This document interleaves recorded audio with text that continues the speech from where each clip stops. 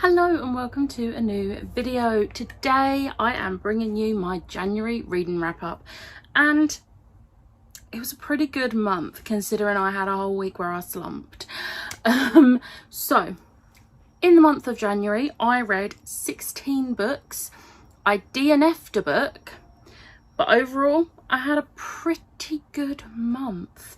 I read a total of 6,605 pages over those 16 and a bit books. And I'm also now logging how many audiobook hours I'm actually listening. So I read a total of 89 hours in audiobook form. Now, some of those were reading physically whilst listening to the audiobook, but some were also just purely audiobook. So I had 7 5-stars, 7 4-stars, 1 3-star and 1 2-star, and then obviously 1 DNF. So I'm just going to go through each book and see what I gave each book. So the book that I DNF'd was Archive of the Forgotten by AJ Hackwith. I am absolutely gutted about this. I'm going to be completely honest. Let me check how many pages I ended up reading of this. Okay, so this book, I only read 176 pages. And actually, no, I'm not going to say only. I read 176 pages. That was like, it was dead on half of the book. And I just was not having a good time. It was putting me into a slump. I wasn't having fun with it. And I just thought, you know what? I'm not going to keep trying to push my way through this when I'm not enjoying it. I absolutely adored the first book in this duology or trilogy. No, trilogy. I adored the first book in this trilogy, and that's why I requested this one on NetGalley, because I knew I loved the first book and I wanted that sequel. And honestly, I'm glad that I never went out and bought this sequel, because it would have been a waste of money for me. However, when I went onto Goodreads to put a note as to like why I DNF'd it at 50%, I was looking at some of the reviews and literally everyone had the same, or almost everyone had the same issues with it as me.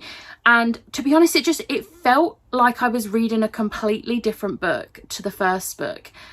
And I had no connection to any of the characters anymore. And I wasn't enjoying it much. And even the storyline wasn't gripping me enough to keep me wanting to read more, which is such a shame. But at least now I know, and I've got another book off of my list to read. It's just a shame, but oh well. So the first book I read in January was The Book of Life by Deborah Harkness. Now, I am holding up the physical copy. However, I ended up just listening to this on audiobook. I borrowed my sister's copy and I didn't even need to. So thank you, Tony, for lending me your copy. I can give it back to you now. But I didn't end up reading it, which is a shame because it is a floppy book. But this got a 5-star. This was such a good conclusion to a series. I am obsessed with how this ended. I haven't been this happy about a series ending for a while. Like, it was really well done. Considering in the first book, I despised Matthew. By this book, he's like probably my favourite character. I love him so much. I loved how, you know, all the different types of creatures worked together and they, you know, had to like figure out the whole thing that was going on. I don't want to say too much because this is the third book. But I'm really excited to finish watching the TV show for this as well, because the 2 episodes of series 3 I've already watched are amazing. So there was that. There was a very good start to the year. Next up, I did my Liv Made Me Do It video, and the books that she picked for me were Vampire Academy by Rochelle Mead. I can't talk today.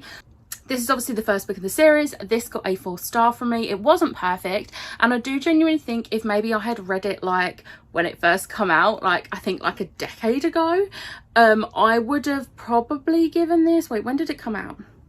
2007, so over a decade ago. I think if I had read it when it first came out, it probably would have been like my favourite thing in the world and it would have got a 5-star. But there is just something about old YA fantasy now that just doesn't tend to get 5 stars from me. There's just always that niggling thing like, this isn't perfect. but I did really enjoy it. I'm excited for Liv to host the first live show, which I am going to be a guest on, and I'm excited to talk about it. But yeah, 4-star. I love the characters. I really like the different types of like vampires, so like the Strigoi, the Morai, and the bodyguards, which are called why can I not remember what the bodyguards are called?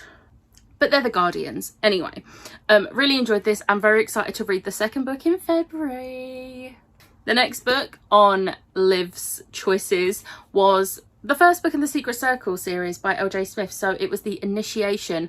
I did kind of want to read all 3 books in this series because this is the first book. This is half of the second book, and then all 3 books are around about the same size. But I just didn't have time, and I'm going to be completely honest, this got a 3-star. This was my 3-star of the month. I didn't love this. There is a trope in this which I don't remember being in the TV show.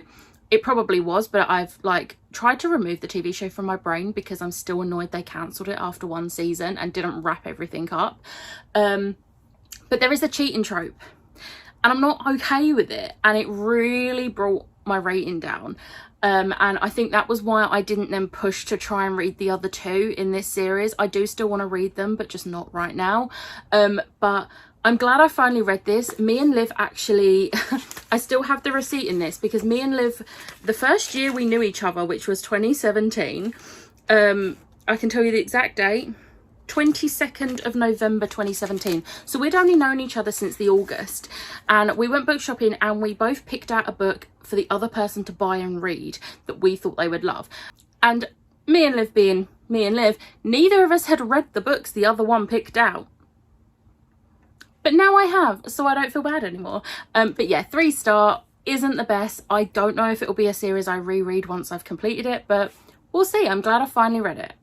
Next, we have 6 Crimson Cranes by Elizabeth Lim. This is one I wasn't sure if I would like. I don't know why, but Spin the Dawn has never really super interested me. And I wasn't sure if this was my sort of thing. Spin the Dawn is one of Liv's absolute favourite series. She also loved 6 Crimson Cranes. So because I already owned this because it came in Fairy Loot last year, she picked this for me. She would have picked Spin the Dawn, but I don't own it anymore. So yeah, she picked this for me, and do you know what? I'm so glad she did, because this was a 5-star. I wasn't actually sure whether it would come out as a 4 or 5-star, but it was just so incredible, and the way it ended was just everything. I need the second book, and I am so gutted I've got to wait so long for the book. But this was amazing. I loved the characters. I loved the little twists and turns in it. And I just thought it was so well written. And it has made me now want to go and read Spin the Dawn, like the Blood of the Stars duology, I think it's called. Which I'm annoyed because I didn't get the matching ones. But it's fine. It's fine. Next, I read the final book on Liv's choices, and that is This Is What Happy Looks Like by Jennifer E. Smith.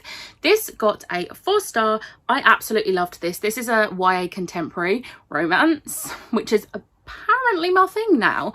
And I absolutely loved it. It was so cute, so adorable, very cliche, but when are you going to get a romance that isn't cliche? Like, come on, honestly.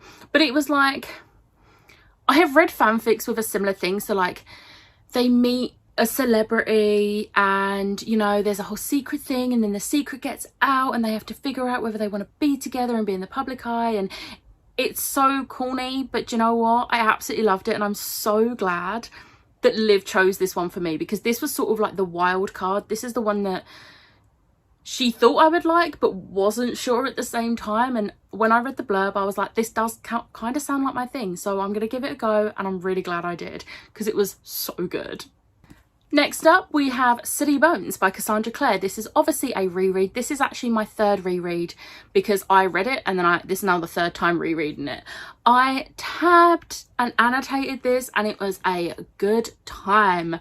This is my first time annotating a book. I've tabbed books before, but I've never annotated, but because I don't write in books. But my mum and dad got me some translucent post-it notes for Christmas, so I got to annotate, and it was really fun. I am so excited to talk about this on the live show, I am going to be stressing trying not to spoil anything, because I've read every Cassandra Clare book there is currently released multiple times, so I'm going to be like really trying not to spoil anything. Don't worry, I won't spoil anything, but I'm really excited to chat to everyone. And there's one thing in particular that happens in this that I'm excited to see what people think.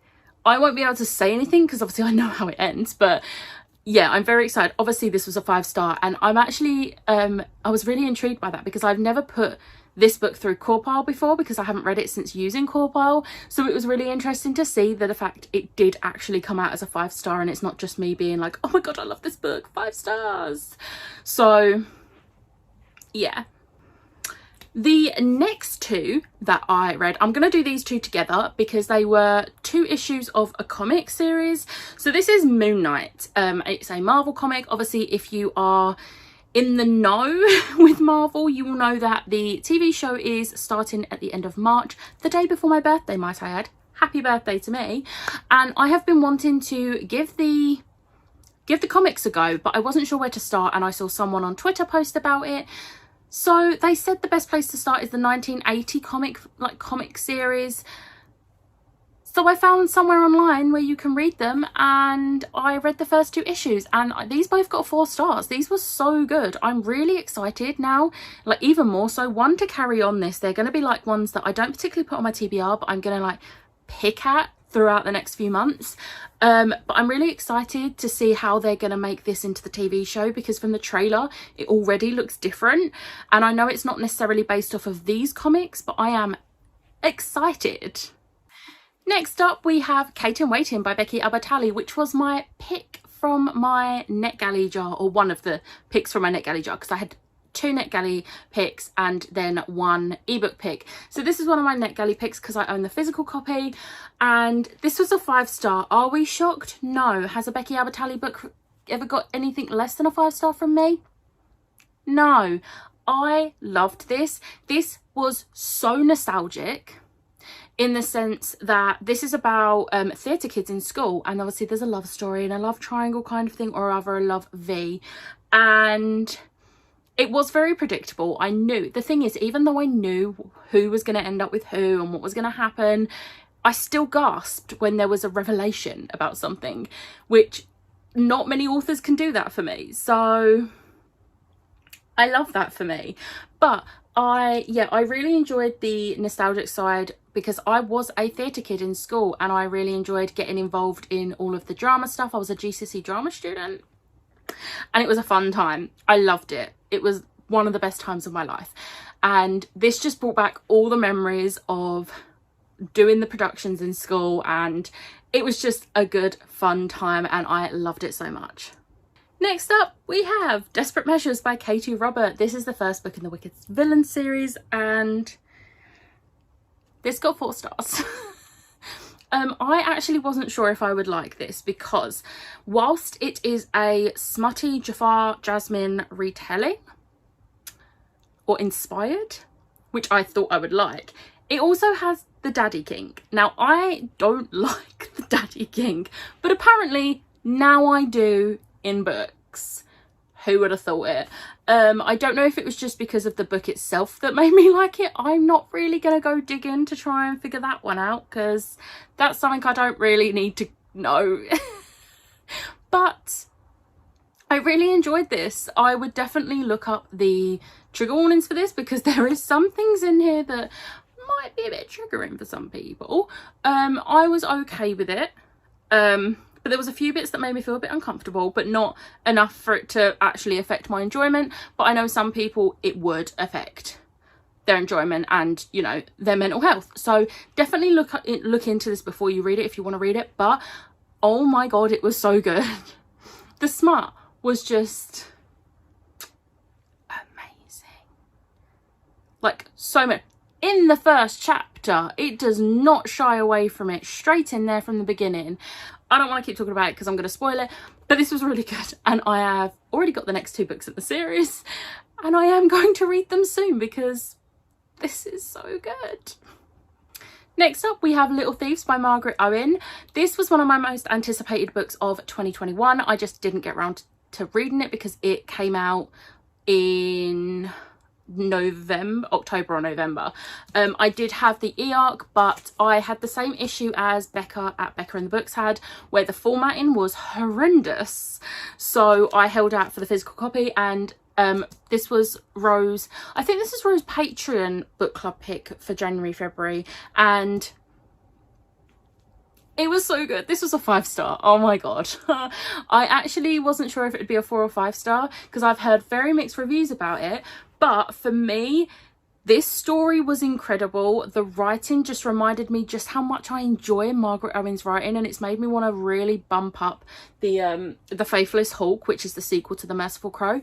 It was absolutely beautifully written. It is a Goose Girl retelling, and I didn't really know much about Goose Girl. I've never really like heard, read, seen whatever the fairy tale before, but this has made me kind of want to look into it because I kind of want to see exactly where the inspiration came from. But this was amazing, and the characters really grow on you, like so much. And there's queer rep. I'm not going to say what queer rep because that could be a little bit spoilery, but there is queer rep in this, and I'm here for it.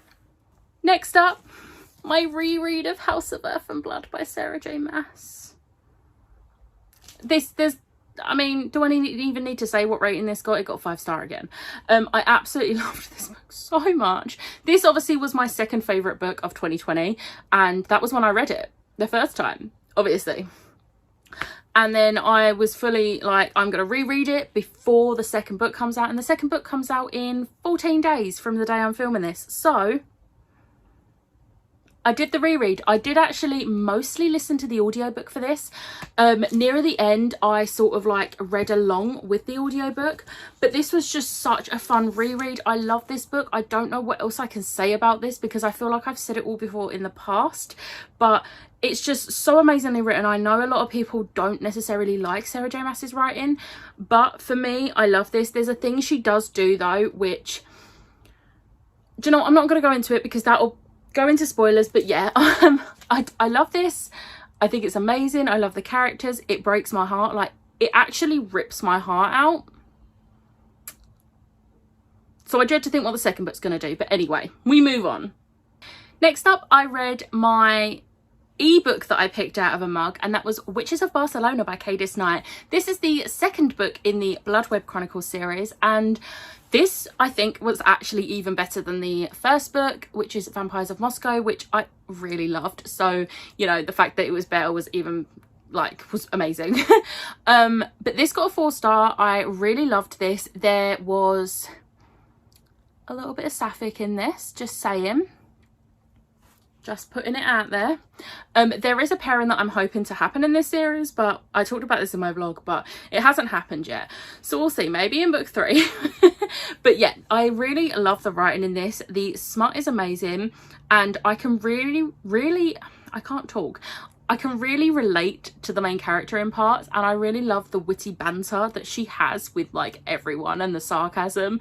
I think she's such a well-written main character that you can relate to, even if you can't relate to obviously the fantasy side, like the witches and the vampires and everything. You will relate to her as a person, and I love that because it just gives that little bit of contemporary without it being contemporary, if that makes sense. That probably doesn't make sense.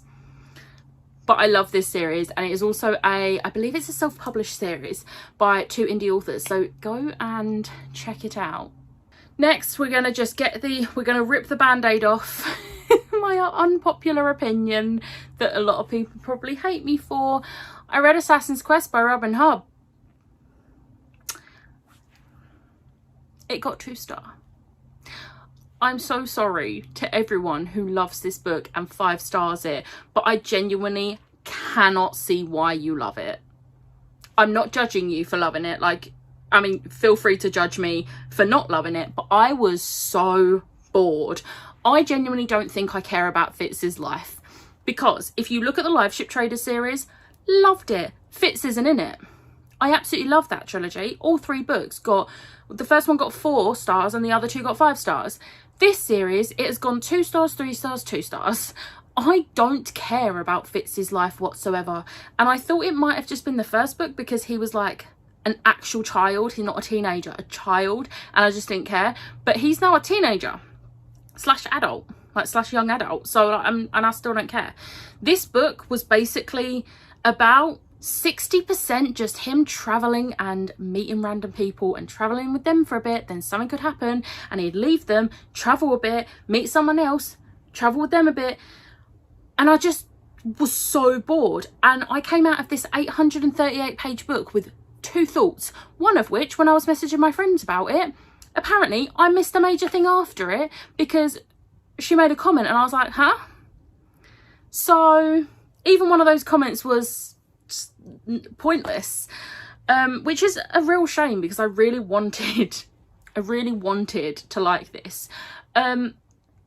So I don't really know what's going to happen here. I'm going to give the first book in the second Fitz trilogy a go, but I have straight up said to myself, if I get 20% into it and I'm not enjoying it, I'm DNFing it and only reading the books connected to the Live Ship series, so the dragon books, because I'm not going to keep trying to read Fitz's books and breaking everyone's hearts by giving them 2-3 stars. So I'm giving one more chance, and then because it's a different series, and if that one doesn't do it for me, then I'm just going to DNF it and just leave it at that. I'm sorry. And then the penultimate book on this is actually a reread for a book I read in November last year and reread, and that is The Love Hypothesis by Ali Hazelwood. I know I've talked about this book so much, so do you know what, I'm not gonna say much other than obviously it got another 5-star, but I tabbed, and let me see if I can find, I like annotated as well, and honestly I was feeling very slumpy in that final week of January, and I only had one book left on my TBR, which you're going to see in a minute, and I just didn't want to read it, not because of that book, but because I just wanted to reread this. So I thought, do you know what, screw it, I'm going to read what I want and I'm going to reread this, I'm going to annotate it. And I'd had a really bad few days at work, and honestly rereading this was probably the best thing for, one, my reading, but two, my mental health, because it really got me out of a slump, both reading wise and mentally. So thank you Ali Hazelwood for doing this again. But I loved it still, and yeah, I'm not going to say anything else about it because you know my feelings on this book, and you know I will shove it in your face. Read it. And then the final book was my final book on my January TBR. I completed it, and that is Law by Alexandra Bracken. This got a 4-star again. It got a 4-star the first time I read it as well. I don't really know why it doesn't get a 5-star, but I really don't know what it is about it. And I'm not going to talk too much about this because, one, I read this after I was vlogging at the point where I read this, so if you go back to, I think it was like March or April 2021, I think, was when I last read this. So it will be, all my thoughts on it will be there, plus I have a review on Goodreads, plus I'm going to be taking part in the Recreate Book Club live show on Saturday the 5th of February, which is this Saturday coming, so you can always go and see and hear my thoughts there. But yeah, this was a 4-star again. I do not blame my slump on this whatsoever. It was just a case of I just needed to read something as happy and feel good as Love Hypothesis, and not as brutal and a little bit depressing at times as this, because the Greek gods are not nice people. But yeah, 4 stars, and I'm really excited for the book club. So my favourite book of the month, obviously I don't count rereads in this, my favourite book of the month was Kate in Waiting. This got a 9.57 on Corpal, so it was my highest rated in January that wasn't a reread, so definitely my favourite. So as you can see, I had a really good month and I'm so happy with it. I am really gutted about the DNF, but you know, we move on, it can't be helped, no slumps here. But I hope you enjoyed this video. Let me know in the comments below what your favourite book of January was, and if you've read any of the books I read, what did you think of them? But I hope you enjoyed this video. If you did, hit the like button, hit the subscribe button, and I'll see you next time. Bye!